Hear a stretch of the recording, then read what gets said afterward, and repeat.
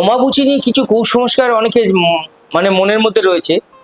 আমাদের পৌরাণিক থেকে চলে আসছে যে অমাবুচি ব্যাপার নিয়ে, কামরূপ কামাখ্যা নিয়ে। এটা কুসংস্কার কোনো নয়। যারা বলছেন কুসংস্কার, তারা কিছুই জানেন না। তারা ঠাকুর দেবতা মানেন না বলে, বা তারা ভাবছেন যেটা কুসংস্কার। না, অমাবুচির দিন এই সময় আমাদের একদম প্রত্যক্ষ প্রমাণ, কামরূপ কামাখ্যায় আপনারা যারা যাবেন দেখতে পাবেন মন্দির বন্ধ থাকে, মায়ের দর্শন করা হয় না, এবং যে কোনো দেবী মূর্তির মুখ ঢেকে রাখা হয়।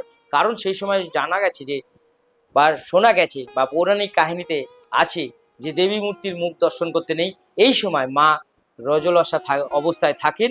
তাই মাকে এই আমরা সময় 5 দিন বা 7 দিন তার মুখ দর্শন করি না, এবং তিনি যখন আবার সুস্থ অবস্থায় ফিরে আসেন তখন আমরা আবার তার দর্শন করতে পারি।